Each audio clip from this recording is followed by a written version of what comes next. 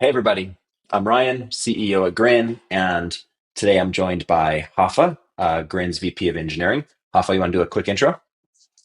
Hello, everyone. Very nice, to be here. I'm Rafa. I'm going to be talking about AI and some of the exciting features we are releasing here at GRIN. Thank you for. I've been posting a little bit about what we're doing on LinkedIn, but I'm really excited to dive into a few core topics, things that have really solidified for me over the last little while that I think are very exciting and things that I think we can explain a little bit more to folks that use GRIN, folks in marketing to get a better understanding of where this technology is going and how it benefits people. GRIN is moving quickly from being what is broadly known as a SaaS platform, software as a service, to being an agentic system. And that's something that you may have heard around as somewhat of a buzzword, but I want to talk about what an agentic system is and what it means for GRIN, what it means for our customers, and give just a little bit of a kind of a teaser of where we're headed. Maybe we start just zooming out. What is an agentic system? When I describe where we're going, in that way, how would you explain that kind of from a technical and non-technical perspective? When we talk about, agentic system, it is a system that has multiple agents, and the agents can talk to each other and take actions. But to get to that point, I think we need to explain what an agent is, right? I think we all have used ChatGPT, and the LLM that you're using is trained on a set of data, right?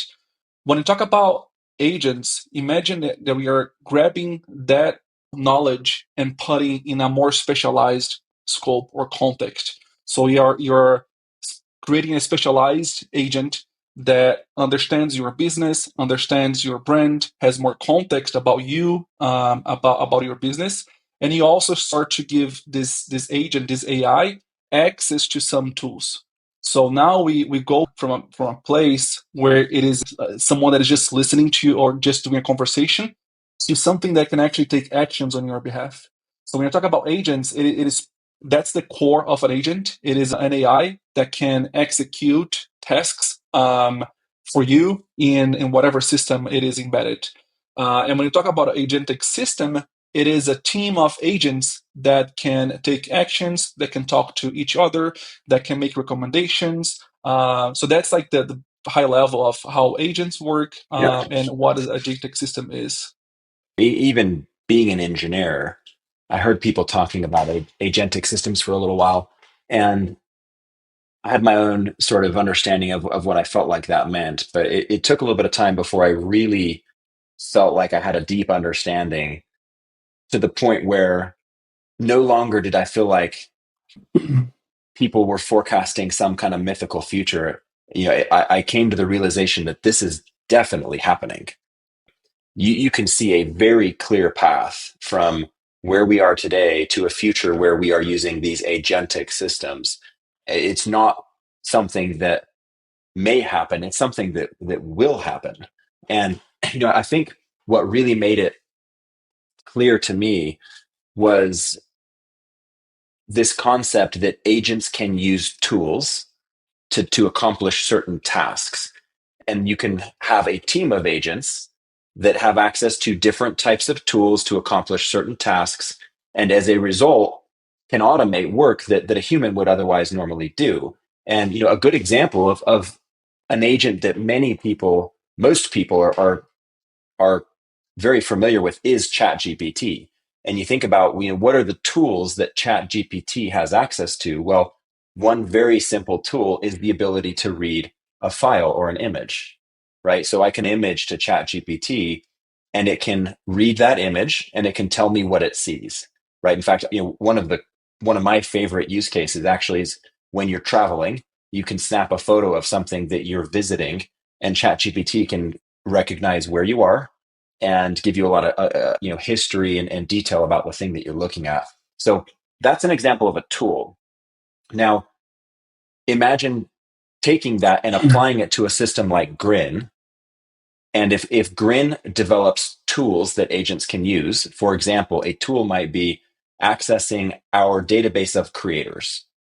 If we have a tool that an agent can use to access a database of creators, and therefore you ask the agent, go find me creators, the agent now knows how to go into the database and essentially find those creators, just like it would know how to read a file and tell you where you are. So that for me, that's where I suddenly came to the realization the way you build an agentic system is by providing the right tools to access the capabilities of a platform that an agent can then use those tools to do the work that a human would normally do.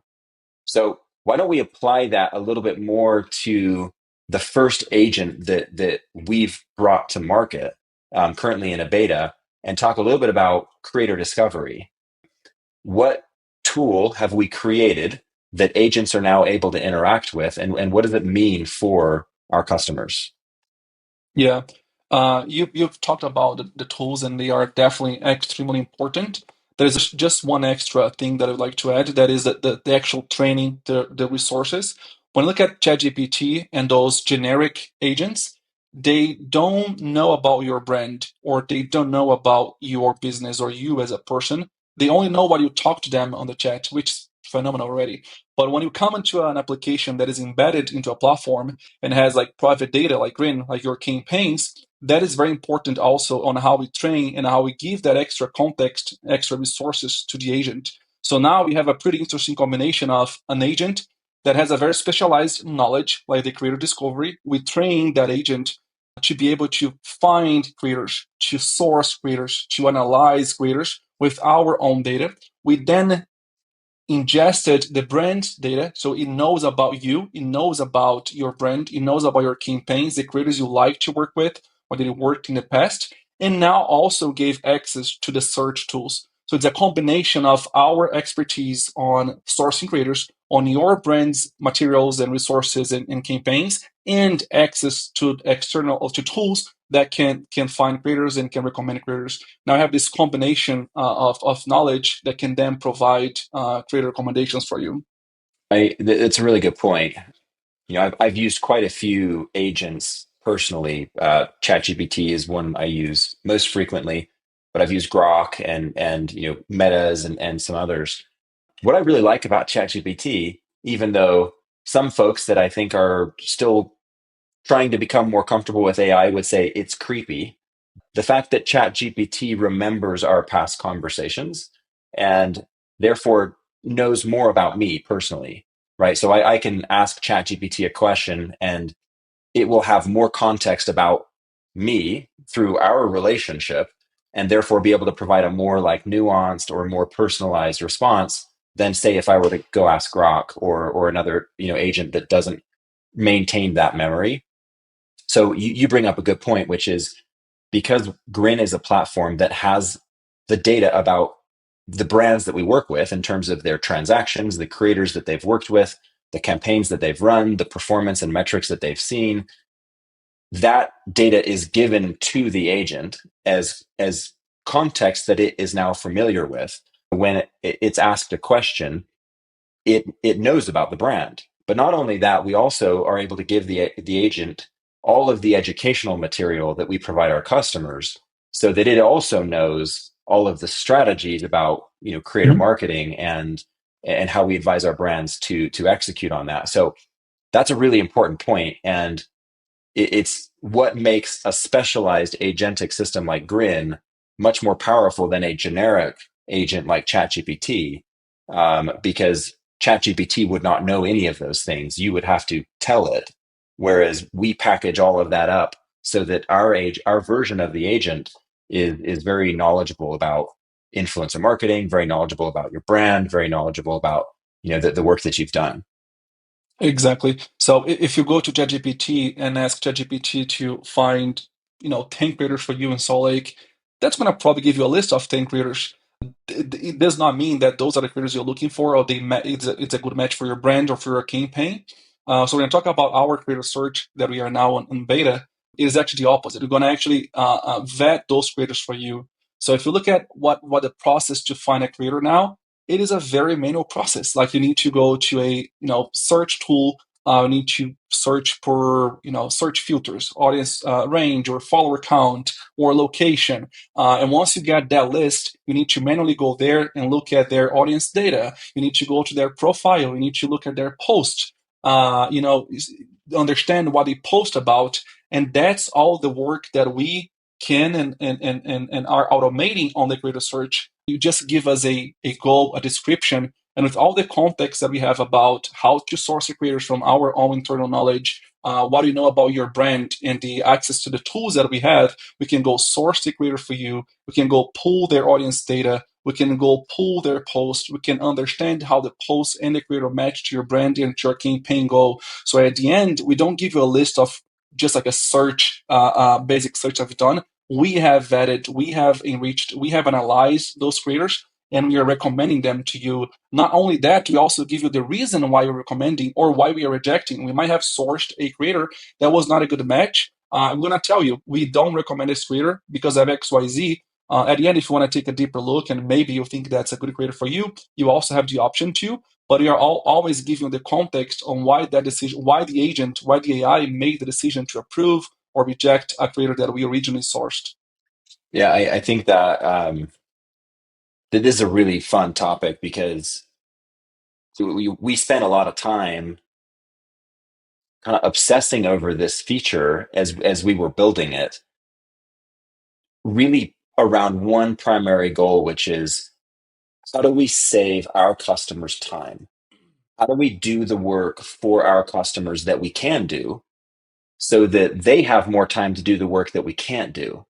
What we can't do for them is go nurture relationships, you know, seeing people in real life, calling people on the phone, building relationships of real substance to form those partnerships that are very meaningful over time. Um, but what we can do is we can certainly go and take a look through a database. We can take a goal and turn that goal into a range of filters and things to go look at. And then we can qualitatively assess the results of that to see if it meets a campaign goal. And that's work that until now, a human had to do. And in fact, GRIN has a capability that we call curated lists, where we actually have a human team taking that campaign goal and sourcing creators on behalf of our customers. That team spends 20 to 30 minutes to produce one matched creator.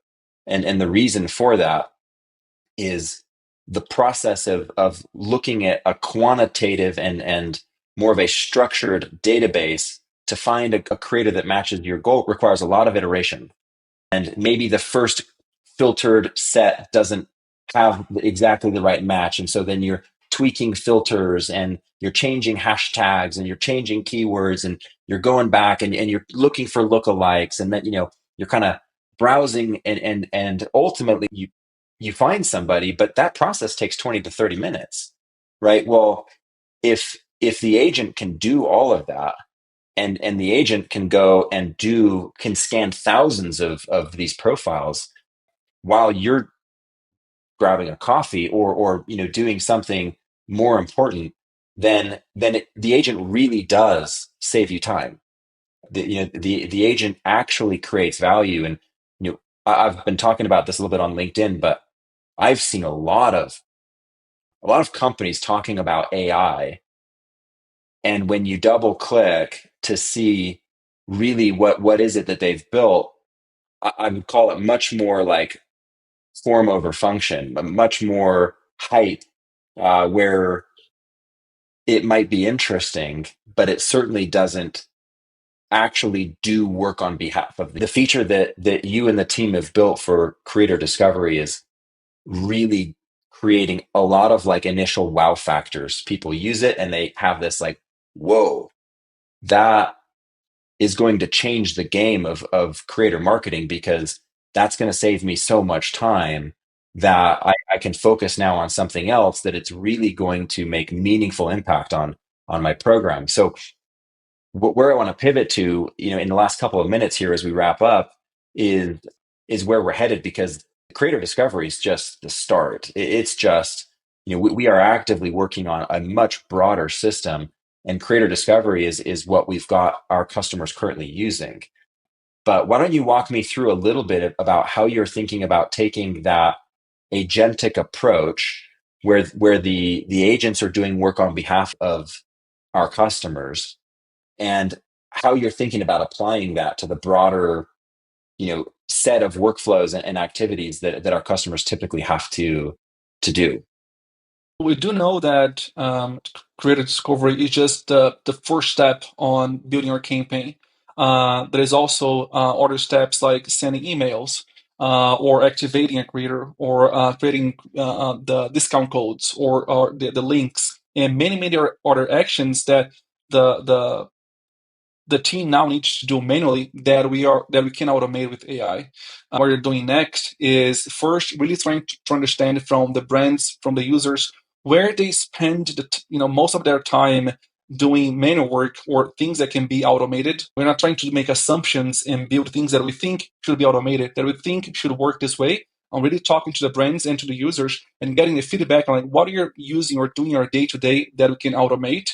And then we talk about expanding this team of agents. Like you said, the Creative Discovery is the first agent, but we do see GRIN in a few months from today having an army of agents, an agent specialized in discovery, an agent specialized in outreach and communication, an agent specialized in relationship and things like that. And at the end, we're going to have a team of agents that can truly automate most of the manual work. Like you've mentioned, we cannot automate that one-to-one communication between a brand and a creator, having a phone or talking to them. That we can't and will never automate. But a bunch of other things that we do on a day-to-day, we truly believe that agents can help a lot. Yeah, I'm incredibly excited about this. I really do believe that the vast majority, well over 90%, 95% of the tasks that our customers have to do on a daily basis to run their program can be automated. Um, and the reality is, if you dissect that and you look at what those individual tasks are, that those tasks don't require the experience or the capabilities of the professionals that are doing it. There's so much work that goes into it that a human has to manually do that would be very simple for an agent to do. Yeah. And that's where we're headed. So when I say that GRIN is making a hard shift to being an agentic first platform, it is really going all in on this idea that we can automate the vast majority of the work that influencer marketers have to do on a daily basis. As a result, our influencer marketer customers can focus on the work that truly matters, the creative work, the relationship work, the strategy. This agent doesn't replace people. And that's a very important point. We're not designing an agent to replace anybody. We're designing an agent to make our customers more effective, but significantly more effective. And all of this is progress that our customers will see rapidly coming to market over the next handful of months. The foundation that you have laid with the engineering team to enable agentic workflows in GRIN is truly phenomenal engineering, phenomenal architecture, and creates the opportunity now to rapidly expand the capabilities. So I'm excited because GRIN was a pioneer in this category, and we are shifting phases in the industry. We're shifting from a phase of a lot of manual work to automated systems and agents. And that's not just a shift in creator marketing, that's a shift in the broader tech landscape in general. But GRIN is at the front of driving that forward in creator marketing. And I'm thrilled to be working on this. I'm thrilled to be able to share more about this with our customers over the next handful of months. Rafa, anything else that you wanted to add to that? No, I think it was a great conversation. I just want to say I'm super excited as well. I think what we are building is literally just the beginning. We just laid the foundation and we have much more coming. So super excited for the future. And yeah, and thank you, Ryan. Was great. Okay, thanks for being here.